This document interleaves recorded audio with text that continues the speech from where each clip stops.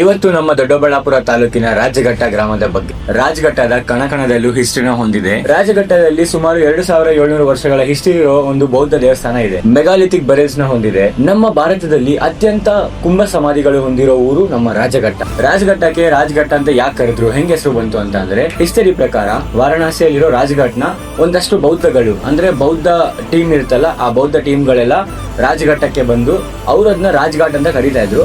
ಕ್ರಮೇಣ ಕಾಲ ಬದಲಾಗ್ತಾ ಈಗ ರಾಜಘಟ್ಟ ಅಂತ ನಾವು ಕರಿತಾ ಇದೀವಿ. ರಾಜಘಟ್ಟ ಒಂದು ಪ್ರವಾಸಿಗರ ತಾಣ ಆಗೋದ್ರಲ್ಲಿ ಯಾವುದೇ ತಪ್ಪಿಲ್ಲ. ಯಾಕೆ ಅಂತ ಅಂದ್ರೆ ಅಲ್ಲಿ ಎಕ್ಸ್ಕವೇಷನ್ ಮಾಡಿದ್ರೆ ಸುಮಾರಷ್ಟು ವರ್ಷಗಳ ಹಿಸ್ಟರಿ ಇದೆ. ರಾಜಘಟ್ಟದಲ್ಲಿ ಎಕ್ಸ್ಕವೇಷನ್ ಒಂದ್ಸಲಿ ಆಲ್ರೆಡಿ ಮಾಡಿ ಇವಾಗೆಲ್ಲ ಮುಚ್ಚಾಕಿದ್ದಾರೆ.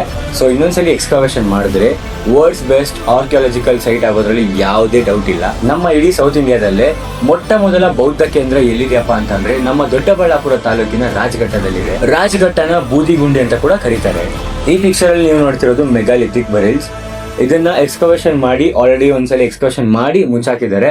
ಸೊ ಎಕ್ಸ್ಕವೇಷನ್ ಕರೆಕ್ಟ್ ಆಗಿ ಮಾಡಿದ್ರೆ ಇಲ್ಲಿ ಸುಮಾರಷ್ಟು ಬೌದ್ಧ ದೇವಸ್ಥಾನಗಳು, ಅವ್ರು ಮೆಡಿಟೇಷನ್ ಮಾಡ್ತಿದ್ದು ಮತ್ತೆ ಅವ್ರ ಸ್ಪಾಟ್ ಎಲ್ಲ ಕೂಡ ರೆಕಗ್ನೈಸ್ ಮಾಡಿದ್ದಾರೆ. ಬ್ಲೂ ಪ್ರಿಂಟ್ಸ್ ಕೂಡ ಇದೆ, ಅದ್ರ ಇಮೇಜಸ್ ನಾನು ಹಾಕಿದೀನಿ ನೋಡಿ. ಸೊ ಇನ್ನಷ್ಟು ದೊಡ್ಡಬಳ್ಳಾಪುರ ವಿಷಯಗಳನ್ನ ತಿಳ್ಕೊಬೇಕು ಅಂತ ಆಸೆ ಇತ್ತು ಅಂದ್ರೆ ನನ್ನ ಪೇಜ್ ನ ಬೇಗ ಫಾಲೋ ಮಾಡಿ. ಈ ವಿಷಯ ನಿಮ್ಗೆಲ್ಲ ಮುಂಚೆನೆ ಗೊತ್ತಿದ್ರೆ ಕಮೆಂಟ್ ಮಾಡಿ, ಗೊತ್ತಿಲ್ದಿರೋರಿಗೆ ಬೇಗ ವಿಡಿಯೋನ ಶೇರ್ ಮಾಡಿ.